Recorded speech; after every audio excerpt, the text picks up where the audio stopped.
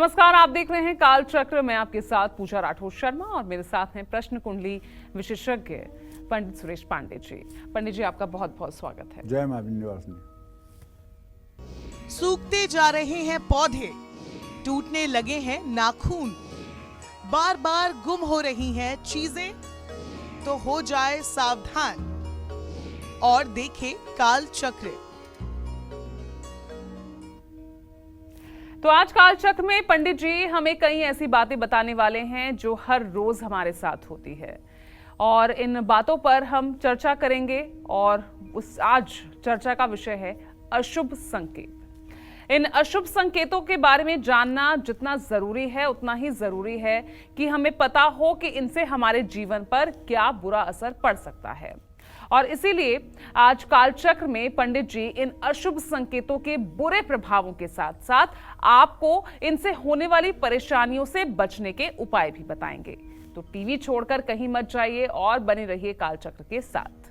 अगर आपका भी कोई सवाल है तो आप हमें फोन कर सकते हैं। हमारा नंबर है 0120-665-2411। तो देखिए, आज का विषय जितना इंटरेस्टिंग है उतना ही हमारे दर्शकों के लिए भी ये जरूरी है। तो आज आप हमारे आसपास होने वाले उन 15 अशुभ संकेतों में जानेंगे जो हमारे जीवन पर बुरा असर डालते हैं। तो सबसे पहले किन अशुभ संकेतों के बारे में हम बात करते हैं, पंडित जी से जानते हैं। तो पंडित जी, बहुत ही इंटरेस्टिंग टॉपिक है ये अशुभ संकेत। ये क्या हो सकते हैं, क्या इनका कितना बुरा प्रभाव इनका पंडित जी पड़ सकता है? देखो, ऐसा है, सनातन धर्म में हमारे शास्त्रों का अगर ठीक से अध्ययन किया जाए तो शुभ अशुभ संकेतों के बारे में सारा विवरण जो है बहुत ही अच्छे से जो है वास्तुराज वल्लभ और एक है शाकुन शास्त्र की किताब, उसमें सब शुभ और अशुभ संकेत लिखे हुए हैं। समय समय पर मैं अपने दर्शकों को भी बताता रहता हूँ। जैसे घर में अचानक पौधे पानी देने के बाद भी अगर सूखने लग जाएं, तो इससे घर में विवाद, कलह, कलेश की स्थिति उत्पन्न होती है और अनचाहा स्थानांतरण होता है। आदमी को अपने स्थान से हटना पड़ता है। देख रेख के बावजूद अगर पौधे सूखने लगे तो ये समझ लेना चाहिए कि यहाँ बहुत ज़्यादा नेगेटिविटी हो गई है, किसी तरह की हानि होने की संभावना होती है। ऐसे में क्या करना चाहिए? शनिवार को पीपल और बरगद के पेड़ में पानी डालना चाहिए। नदी में शनिवार को नारियल प्रवाहित करना चाहिए और अपने घर में ज़्यादा से ज़्यादा ईशान कोण में, माने नॉर्थ ईस्ट के कोने में तुलसी का पौधा लगाना चाहिए। और महिलाओं को विशेष करके चाहिए कि अर्गला स्तोत्र का पाठ तुलसी के सामने दिया जलाकर करें। कुछ महिलाएं ऐसा भी बताती हैं कि पंडित जी, हम चाहे जितनी हरी भरी तुलसी अपने घर में लाते हैं लेकिन तुलसी सूख जाती है। ये बहुत से लोगों की शिकायत है कि हमारे घर में तुलसी नहीं चलती है। और कुछ लोगों के घरों में तुलसी का पूरा जखीरा है, बहुत तुलसी हो गई है, एक तुलसी से बहुत तुलसी हो गई है। तुलसी का घर में सूखना ये शुभ संकेत नहीं है। तुलसी उन्हीं घरों में सूखती है जिन घरों में पितरदोष ज़्यादा होता है और जिन घरों में साफ सफाई पर विशेष ध्यान नहीं दिया जाता है। क्योंकि अगर तुलसी को रजस्वला स्त्री का संसर्ग हो जाए तो तुलसी सूख जाती है।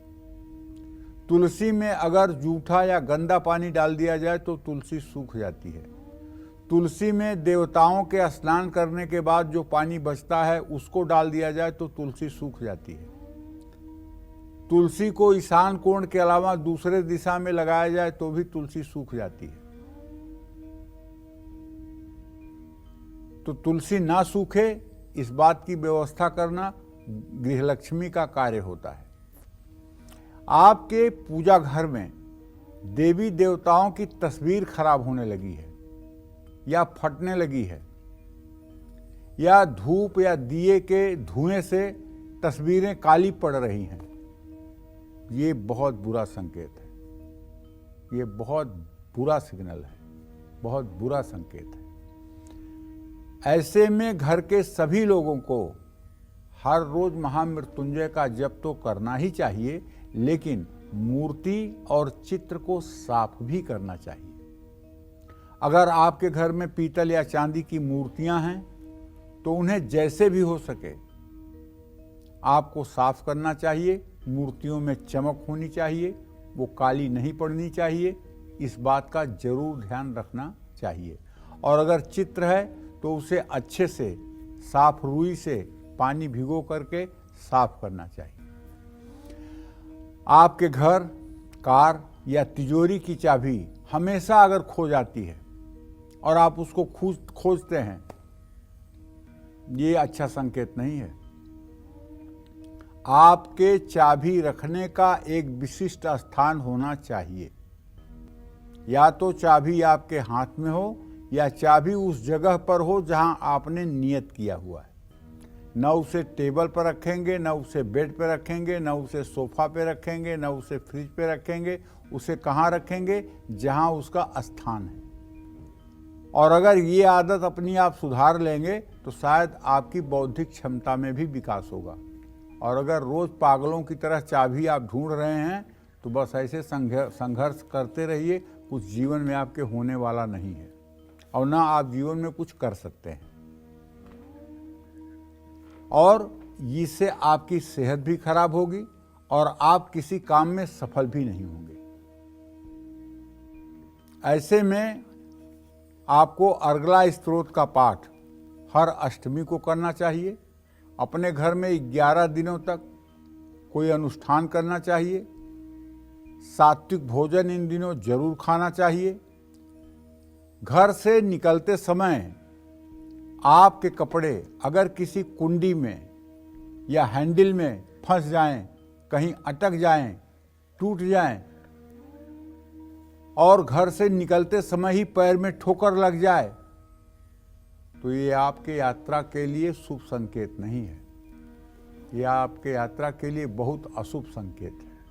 ऐसे में आपको घर में वापस आना चाहिए, 10 मिनट रुकना चाहिए, फिर से पानी पीना चाहिए और उसके बाद बाएं दाहिने नाक से देखना चाहिए कि किस नाक से श्वास चल रही है।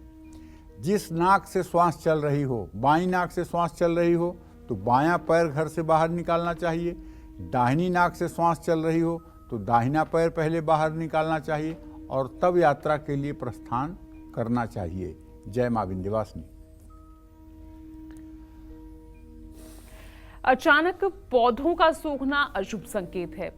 देवी देवताओं की तस्वीर खराब होना ये भी अशुभ संकेत है। बार बार चाबी खो जाना भी एक अशुभ संकेत ही माना जाता है। ये तो हमने पंडित जी से जान लिया, लेकिन आज जिन 15 अशुभ संकेतों के बारे में पंडित जी हमें बताने वाले हैं, उनमें से और कौन कौन से ये अशुभ संकेत अभी बाकी हैं, चलिए उनके बारे में भी पंडित जी से जान लेते हैं। पंडित जी, 3 आपने अशुभ संकेत बताए, अब बाकियों के बारे में भी जानकारी दीजिए। देखो पूजा, ऐसा है, हमारे यहाँ शकुन शास्त्र में बहुत बृहद चर्चा है, हर चीज पे चर्चा है। आप कोई बात कर रहे हैं, उसमें गाय की आवाज आ जाए तो ये शुभ संकेत है। उसमें शंख की ध्वनि हो जाए, शुभ संकेत है। उसमें कुत्ते के रोने की आवाज आ जाए, ये अशुभ संकेत है। तो इस तरह से बहुत से अशुभ और शुभ दोनों संकेत हैं जो हमारे शास्त्रों में भरे पड़े हुए हैं। बस जरूरत इस बात की है कि हम उसको कितना अध्ययन करते हैं और फिर कितना उसे जीवन में देखते हैं कि ये सही है या गलत है। अनुभव, और अनुभव के बाद तब किसी बात पर आप विश्वास करिए कि हाँ ये सही है या गलत है। तो मैं बताना ये चाहूँगा कि अगर आपके घर में आने वाले लोग हमेशा नाराज या नाखुश होकर जाते हैं तो ये बुरा संकेत है और इसका आपके परिवार पर बुरा प्रभाव पड़ता है। ऐसे में एक दिन आपकी स्थिति ये होगी कि आप समाज में अकेले हो जाएंगे। इससे बचने के लिए जैसे ही लोग जाएं, उसके ठीक 15 मिनट बाद आप अपने ड्राइंग रूम की सफाई जरूर करें, गंदे बर्तन साफ करें और उनके बारे में कोई बात करें। आपको पहले की तुलना में अचानक अगर कम भूख लगने लगी है या ज़्यादा एसिडिटी होने लगी है, पेट में जलन महसूस होने लगी है, ये भी शुभ संकेत नहीं है। अगर बहुत तेजी से भूख लगती है, बहुत ज़्यादा बार आपको बाथरूम जाना पड़ रहा है, इसके लिए एक तो आपको अपने शुगर का भी जांच कराना चाहिए और दूसरी बात अपने खान पान पर भी ध्यान देना चाहिए। इससे आपके परिवार में झगड़े लड़ाई होंगे, कारोबार की गति धीमी हो जाएगी, जीवन में ऐसे बदलाव आएंगे तो आपको तनाव देंगे। ऐसे में आपको गौ सेवा करनी चाहिए। गाय में 33 कोटि देवी देवताओं का वास होता है।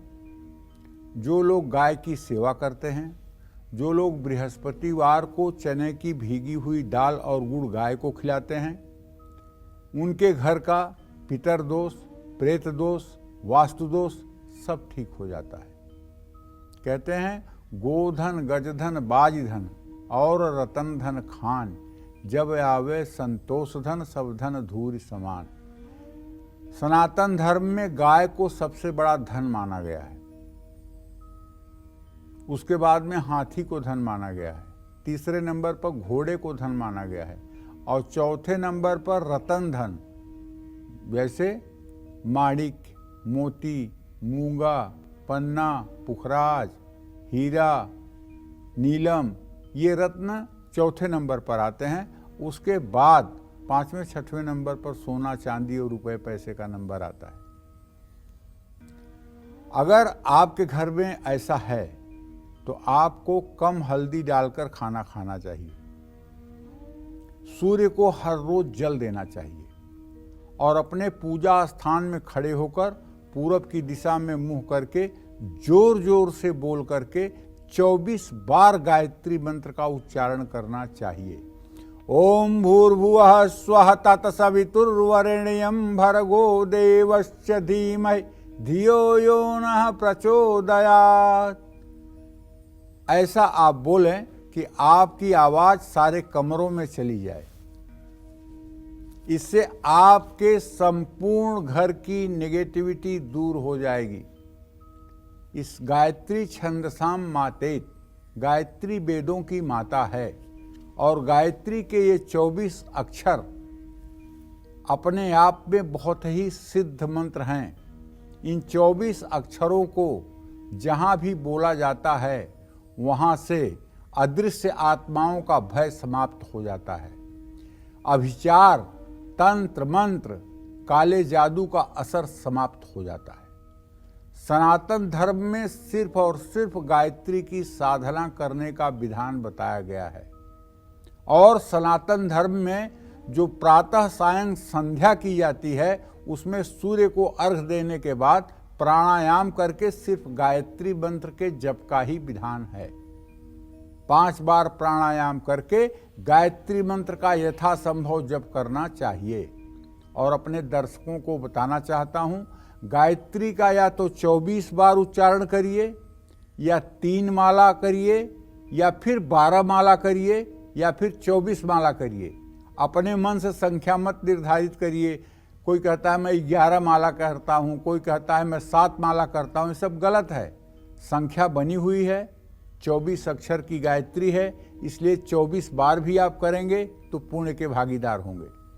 3 माला करेंगे 8वां हिस्सा, तब भी आप पुण्य के संपूर्ण भागीदार होंगे। 12 माला करेंगे आधा, तो भी आप पुण्य के भागीदार होंगे। 24 माला करेंगे तो गायत्री माँ की साक्षात कृपा आपके ऊपर बरसेगी। जो लोग 24 माला गायत्री मंत्र का रोज जप करते हैं और सात्विक भोजन करते हैं और सदाचार पूर्वक जीवन जीते हैं, उनसे प्रणाम कर लेने मात्र से सामने वाले व्यक्ति का पाप ताप नष्ट हो जाता है। इससे बड़ी क्या बात होगी। जो व्यक्ति 24 बार गायत्री मंत्र का जप करता है, अगर उसे आप 1 गिलास पानी पिला दीजिए तो आपके दुर्भाग्य नष्ट हो जाएंगे। आपके ऊपर जो काली छाया है वो समाप्त हो जाएगी। ऐसे लोग इस कलिकाल में मिलने बड़े मुश्किल हैं। और जो लोग साधना रत हैं, इस तरह की साधना कर रहे हैं, उनके तो दर्शन मात्र से जन्म जन्मांतर के पाप नष्ट हो जाते हैं। बृहस्पतिवार को केले का सेवन न करके गुरुवार को केले का दान करना चाहिए। जो लोग बृहस्पतिवार को 1 दर्जन केला ले जा करके किसी धर्म स्थान में दान करते हैं, उनके घर में कभी भी पितर दोष का कुपित प्रभाव नहीं पड़ता है और पितर संतुष्ट रहते हैं। जय मां विंध्यवासिनी। ग्वालियर से हमारे साथ मंजू जी जुड़ गई हैं फोन लाइन पर। मंजू जी, सवाल पूछिए। जी, मेरा सवाल आपसे, गुरु महाराज को कोटि कोटि नमन, मेरा कोटि कोटि नमन।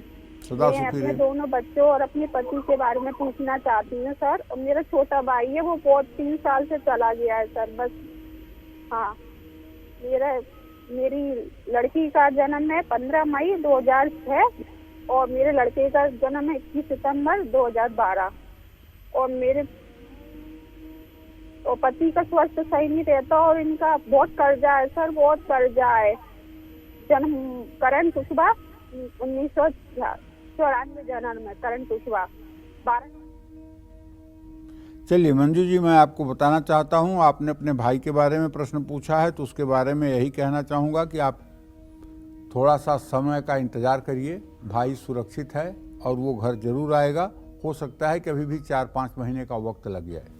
जहाँ तक आपने अपने दोनों बेटियों के बारे में प्रश्न पूछा है, तो आपकी बड़ी बेटी निश्चित रूप से पढ़ने लिखने में ठीक है, अच्छी है और उसका अच्छा करियर भी होगा और वो अपने जीवन में अच्छा करेगी भी। लेकिन जो दूसरी बेटी है, उसका स्वास्थ्य खराब रहता है, उसको कुछ एलर्जी और स्किन से जुड़ी समस्या हो सकती है, शरीर में दर्द की समस्या हो सकती है। अभी तो 11 साल की है। उसके स्वास्थ्य पर आपको ध्यान देना चाहिए और उससे हरी मूंग भिगो करके आपको गाय को खिलवाना चाहिए। जहाँ तक मंजू आपने अपने पति के बारे में पूछा है, तो इनका जीवन बहुत संघर्षों से भरा हुआ है। बहुत स्ट्रगल करने के बाद भी ये सफलता हासिल नहीं कर पा रहे हैं। बहुत मेहनती हैं, बहुत परिश्रमी हैं, किसी तरह का इनके अंदर कोई दुर्गुण नहीं है, लेकिन पूजा पाठ की कमी है।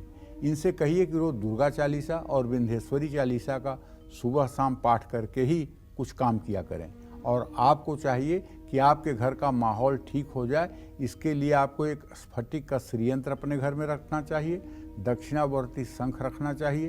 पीतल की थाली में दक्षिणावर्ती शंख रख के रोज उसका जल, दूध, गन्ने के रस से अभिषेक करना चाहिए। श्री सूक्तम और कनकधारा स्त्रोत का पाठ करना चाहिए और शाम को हो सके तो गाय के घी से 16 आहुति श्री सूक्त के मंत्रों को बोलते हुए हवन करना चाहिए। ये नियम अगर आपने अपना लिया और 3 साल तक ये नियम आपने लागू कर दिया, तो न तो कभी आपके परिवार के ऊपर कर्ज होगा और ना ही किसी प्रकार की परेशानी होगी। जय मां विंध्यवासिनी। तो आज काल चक्र में पंडित सुरेश पांडे जी आपको बता रहे हैं वो 15 अशुभ संकेत जो हमारे जीवन में 30 बुरे प्रभाव डाल सकते हैं। लेकिन बुरे प्रभाव बताने के साथ ही पंडित जी आपको आज वो 40 असरदार उपाय भी बता रहे हैं जिससे इन अशुभ संकेतों का बुरा प्रभाव कम हो जाए और आपको जीवन में कोई परेशानी ना आए। तो चलिए अब पंडित जी से कुछ और अशुभ संकेतों के बारे में भी चर्चा कर लेते हैं। पंडित जी, और क्या क्या अशुभ संकेत है जिनका असर काफी बुरा हमारे जीवन पर पड़ सकता है? देखो, ऐसा है, शरीर में भी अशुभ संकेत देखने को मिलते हैं। एक के बाद एक आपके सभी काम रुकने लगे, तो गुरुवार को अपने गुरु की सलाह लेकर काम करें। लेकिन ध्यान रखिएगा, अगर आपकी जन्म कुंडली में बृहस्पति अच्छा होगा तभी आपको गुरु अच्छा मिलेगा। अगर आपका बृहस्पति नीच राशि में, नीच नवांश में है, तो आप गुरु कर लोगे तो गुरु के कारण ही आपका सर्वनाश भी हो जाएगा। इसलिए यदि बृहस्पति नीच राशि, नीच नवांश में हो तो ऐसे लोगों को गुरु नहीं करना चाहिए, बल्कि भगवान को ही गुरु मान लेना चाहिए।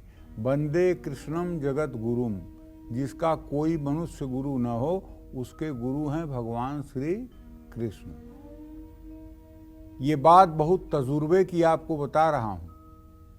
जिनकी कुंडली में नीच का बृहस्पति होता है और नीच के नवमांश में होता है, पापग्रह से पीड़ित होता है, ऐसे व्यक्ति का गुरु केवल धनहारी होता है, धन का अपहरण करने वाला होता है, शोक का अपहरण नहीं करता है।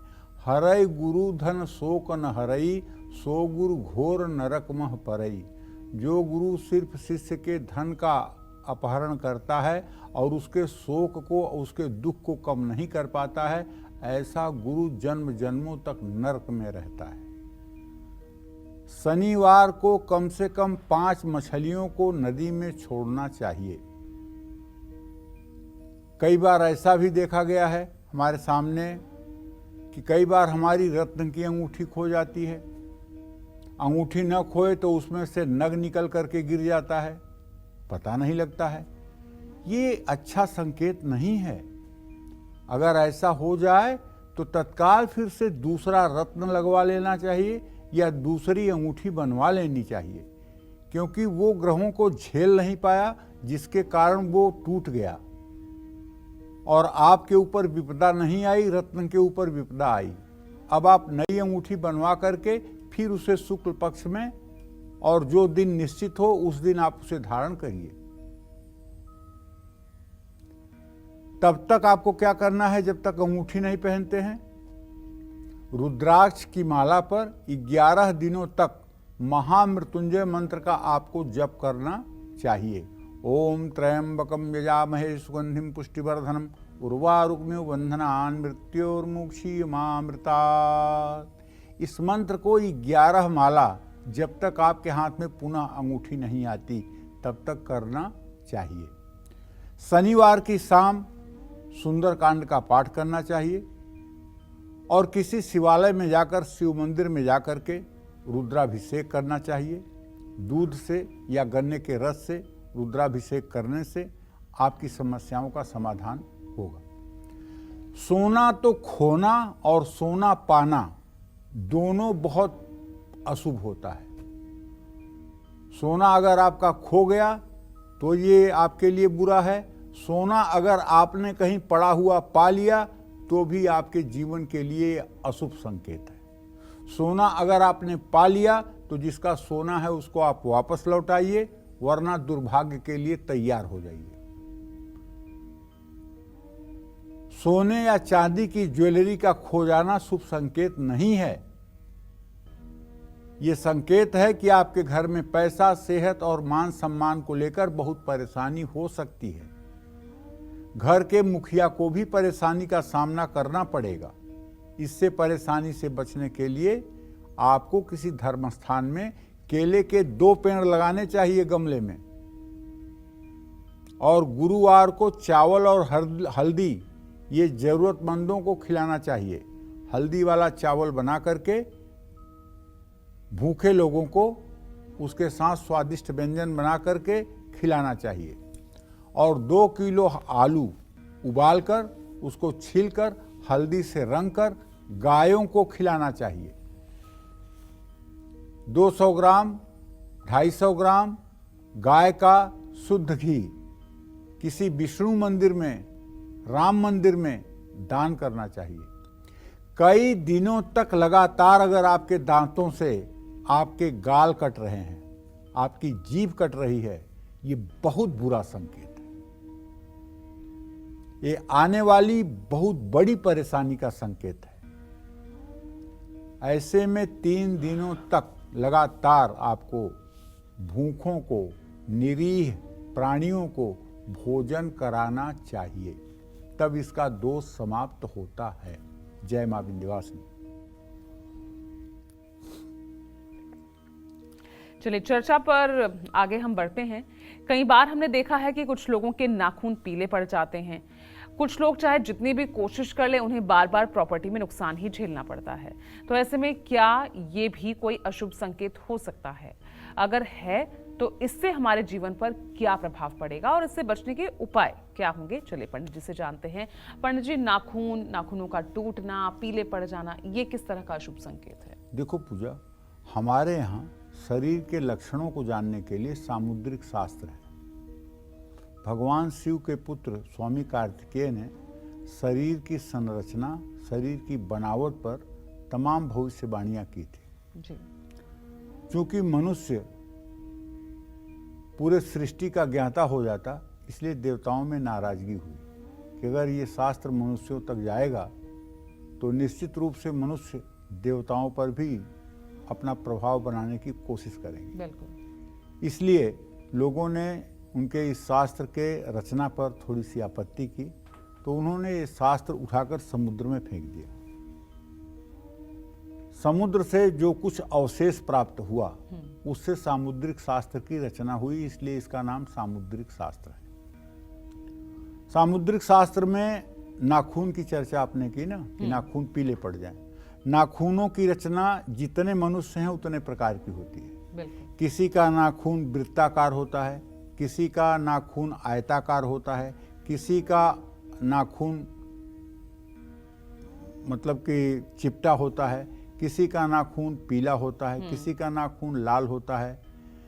नाखून किसी के बनावट में मतलब कि जो है सुंदर होते हैं, किसी की बनावट नाखून की अच्छे नहीं होते हैं। तो ये सारा कुछ न कुछ संकेत करता है। इस पर पूरा एक चैप्टर है सामुद्रिक शास्त्र में। जैसे नाखून के निचले हिस्से में देखो तो अर्धचंद्र बना हुआ है, जिसके 5 उंगलियों में अर्धचंद्र बना हुआ है तो उसका समझ लो भाग्योदय हो गया है। और अगर 3 उंगलियों में अर्धचंद्र दिखाई दे रहे हैं और अनामिका और कनिष्ठा में अर्धचंद्र नहीं दिखाई दे रहे हैं तो समझ लो कि इसका भाग्योदय होना अभी बाकी है। और अगर केवल अंगूठे में अर्धचंद्र बना हुआ है और किसी उंगली में भाग्य नहीं बना हुआ है अर्धचंद्र, तो समझ लेना चाहिए कि अभी इनके भाग्योदय की जरा सी भी शुरुआत नहीं हुई है, अभी ये केवल स्ट्रगल लाइफ जी रहे हैं जी। लेकिन अगर 5 उंगलियों में अर्धचंद्र बना हुआ है तो निश्चित रूप से भाग्योदय हो चुका है। तो ऐसे में अगर उंगलियां के नाखून पीले पड़ रहे हैं तो ऐसे आदमी को एक तो रोग का सिस्टम है कि पीलिया की शिकायत हो रही है, शरीर में खून की कमी हो रही है, हीमोग्लोबिन कम पड़ रहा है, खून से जुड़ी बीमारियां हो रही हैं। अब ऐसा व्यक्ति गंभीर बीमार हो सकता है। नाखूनों का एक के बाद एक पीला पड़ना अशुभ संकेत है। नाखूनों पर सफ़ेद सफ़ेद धब्बे दिखाई देना ये आपके अस्थमेटिक होने का संकेत देता है। ये आपके फेफड़े में रोग का संकेत देता है। फेफड़े के रोग से आप प्रभावित हो सकते हैं, लंग्स आपकी इफेक्टिव हो सकती है। इसका मतलब है कि आपका जीवन साथी, दोस्त और रिश्तेदारों के साथ आपके रिश्ते अब खराब होने वाले हैं। पीले नाखून आपकी कमज़ोर मानसिक स्थिति को भी दिखाते हैं और कमज़ोर शारीरिक स्थिति को भी दिखाते हैं। ऐसे में आपको ज़्यादा तनाव ना लेकर मेडिटेशन करना चाहिए। ये जो अंगूठा है ना, इसके ये जो ऊपर का परुआ है जहाँ ये नाखून है, अगर ये नाखून लंबा न हो करके ये नाखून छोटा हो जाए, चिपटा हो जाए, 1 सेंटीमीटर से नीचे का हो जाए तो ऐसा आदमी भयंकर अपराधी होता है, हिंसा और हत्या करने वाला होता है। नाखून की ये बनावट है, क्योंकि ऐसे आदमी को जो भी दिल में आता है वो करता है, उसकी अच्छाई और बुराई पर कभी विवेक से निर्णय नहीं करता है। तो भैया अगर ये सारे अशुभ संकेत आपके हाथ में हैं तो आपको चाहिए कि आप नित्य प्रातः सूर्योदय के समय स्नान करिए, सूर्य को 3 बार में अर्घ दीजिए। ओम ब्रह्म स्वरूपिणे सूर्य नारायणाय नमः 3 बार इस मंत्र को बोलते हुए 3 बार में सूर्य को जल दीजिए और आदित्य हृदय स्तोत्र का श्रद्धा पूर्वक पाठ करिए और अपने पिता की सेवा करिए। पिता अगर नहीं हैं तो देवी देवताओं की उपासना में ही मन लगाइए। बादाम का तेल हाथ, पैर और नाखूनों पर मलना आपको चाहिए और सूर्य की पूजा आपको जरूर करनी चाहिए। अपने खान पान में आपको अनार का सेवन जरूर करना चाहिए। हाथ और पैर के नाखून सफ़ेद होने लगें तो ये भी अशुभ संकेत है। इसका मतलब है कि आपको कोई भी काम समय पर अब पूरा आप नहीं कर पाएंगे और आपको हड्डी और खून से जुड़ी बीमारी प्रकट हो सकती है। इन परेशानियों से बचने के लिए शुक्ल पक्ष की प्रतिपदा से शुरू करते हुए हर शनिवार को आपको नमक कम खाना चाहिए। शनिवार को नमकीन चीज़ों को ज़रूरतमंद बच्चियों में दान करना चाहिए। अपने घर में एक कलश पर नारियल स्थापित करना चाहिए। प्रॉपर्टी से जुड़ा नुकसान अगर बार बार होने लगे तो भी ये शुभ संकेत नहीं है। ऐसे में आपको चांदी का चौकोर टुकड़ा सोमवार को अपनी पर्स में या जेब में रखना चाहिए।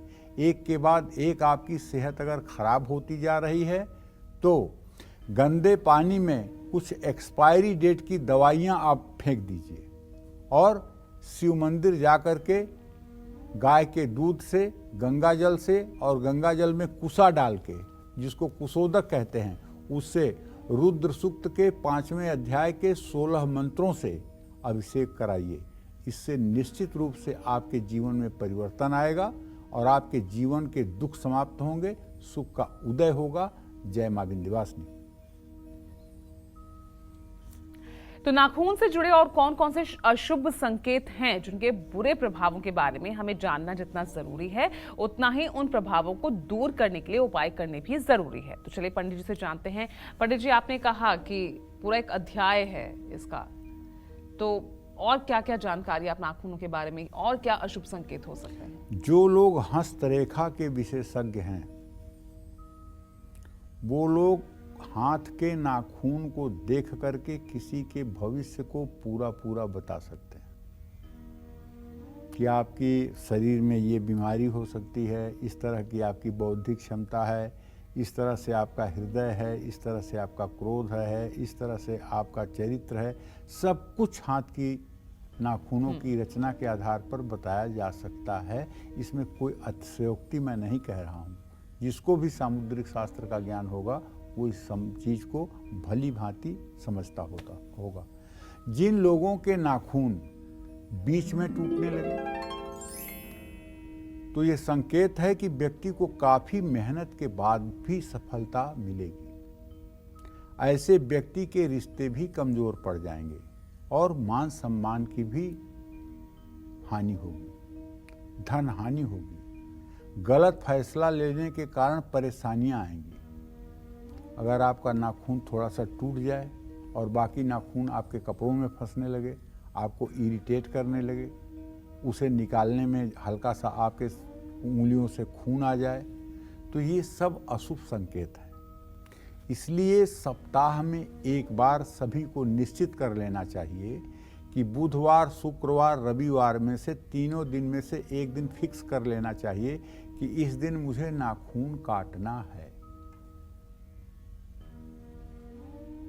सप्ताह में एक बार नाखून जरूर काटना चाहिए, क्योंकि नाखून का टूटना, अपने आप से टूटना, ये बहुत बुरा संकेत है।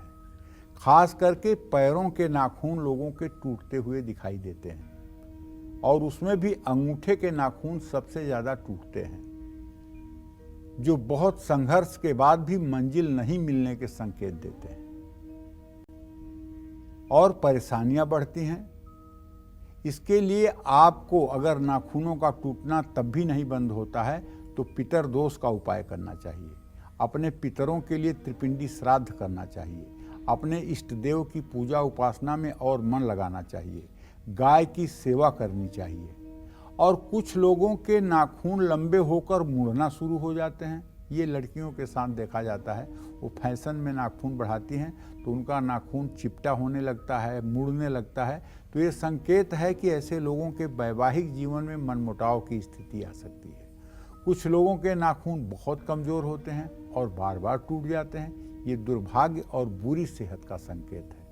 ऐसे लोगों को अपने गले में नीले धागे में शनिवार को समी के पेड़ की जड़ जरूर पहनना चाहिए। ऐसे लोगों को नीले और काले कपड़े नहीं पहनने चाहिए। नाखून पर कभी कभी सफ़ेद धब्बे दिखाई देते हैं। ये जीवन में बढ़ने वाली परेशानियां और लंग्स से रिलेटेड रोग का संकेत है। आपका लंग, आपको अस्थमेटिक की संभावना बढ़ रही है, शीत आपको प्रभावित कर रही है। ऐसे में अनार के पेड़ की जड़ अपने गले में गुरुवार को पहनना चाहिए। ये भी आपके लिए लाभकारी होगा और हो सके तो आपको अपनी जांच भी करवानी चाहिए। जय मां विंध्यवासिनी। चलिए अब बारी आती है आज के हमारे ईमेल कुंडली विजेता की, जो हैं श्री पेक्षा वाराणसी से। इन्होंने हमें ईमेल किया है, अपने भविष्य के बारे में इन्होंने जानना चाहा है। तो पंडित जी मैं आपको इनकी डिटेल्स बता देती हूँ। इनका नाम है श्री पेक्षा मिश्रा। जन्म की तिथि है 1 मई 1988। जन्म का समय है सुबह 5:40 और इनका जन्म का स्थान है यूपी का वाराणसी। तो पंडित जी इनका पहला सवाल है कि इनकी शादी तय हो चुकी थी, शादी की तारीख से पहले ही इनकी माताजी का देहांत हो गया, लड़के वालों ने शादी तोड़ दी। अब इनकी शादी कब तक हो सकती है, ये इनका पहला सवाल। दूसरा सवाल, शादी के बाद इनका भविष्य कैसा रहेगा? देखो ऐसा है, श्रीपेक्षा की कुंडली मेष लग्न की है और इनकी तुला राशि है। मेष लग्न में उच्च का सूर्य बुध और बृहस्पति के साथ है। बुध और बृहस्पति इनके दोनों ग्रह अस्त के पड़े हुए हैं और इनके विवाह भाव का स्वामी चंद्रमा अपने भाव से अष्टम भाव में अर्थात द्वितीय भाव में गया है और इनके माता के मृत्यु भाव का शनि, जिसकी महादशा 7 दिसंबर 2022 से शुरू हुई, 7 दिसंबर 2022 से 1-2 महीने आगे पीछे इनके माता के मृत्यु का संकेत मिल रहा है। अब इनके विवाह का योग जो बनेगा वो 2024 में फरवरी महीने के बाद अप्रैल और मई तक बनेगा। विवाह अच्छा होगा, दाम्पत्य जीवन अच्छा रहेगा, लेकिन इन्हें सदैव दुर्गा की उपासना करनी चाहिए क्योंकि इनके सप्तम का स्वामी द्वितीय में बैठा हुआ है, जो अच्छा संकेत नहीं कर रहा है। और इनके संतान भाव में केतु है, संतान प्राप्ति में भी विघ्न बाधा आएगी। इन्हें काशी विश्वनाथ में अगर वाराणसी में रहती हैं तो एक सोने का 2 ग्राम का नाग बनवा करके काशी विश्वनाथ मंदिर में दान भी करना चाहिए। और इनके विवाह का संयोग फरवरी से लेकर के अप्रैल मई 2024 तक बन जाएगा और बहुत अच्छे लड़के के साथ इनका विवाह होगा। अच्छे कुल से इनका रिश्ता आएगा, भविष्य इनका अच्छा रहेगा। जय मां विंध्यवासिनी। तो चलिए पंडित जी से जल्दी से जान लेते हैं झाड़ू से जुड़ी वो 4 गलतियां जो हम और आप अक्सर कर देते हैं और ये गलतियां हमारी हंसती खेलती जिंदगी पर कितनी भारी पड़ सकती हैं। चलिए पंडित जी से जानते हैं। पंडित जी, झाड़ू कैसे रखा जाए, कैसे ना रखा जाए, बहुत सारी बातें सामने आती हैं, आप बताइए। देखो, हमारे सनातन धर्म में झाड़ू को लक्ष्मी माना गया है। झाड़ू को कभी पैर से नहीं छूना चाहिए, झाड़ू को कभी पैर से इधर उधर नहीं करना चाहिए, झाड़ू को खुले स्थान पे नहीं रखना चाहिए, झाड़ू को खड़ी करके नहीं रखना चाहिए। तमाम प्रकार की बातें हैं जो आपके घर की बड़ी बुजुर्ग महिलाएं बताती हैं। बिल्कुल। और हम बचपन से ये सुनते आ रहे हैं कि झाड़ू तो साक्षात लक्ष्मी है, इसको कभी पैर से छूना भी नहीं चाहिए। तो ऐसे में मैं अपने सभी दर्शकों को बताना चाहूँगा कि झाड़ू को तो लक्ष्मी का प्रतीक माना ही जाता है और टूटी, गीली और खराब झाड़ू को अपने घर में नहीं रखना चाहिए। कुछ लोग झाड़ू के तिनके बिखर जाने पर भी उनको रस्सी से बांधकर फिर से इस्तेमाल करते हैं।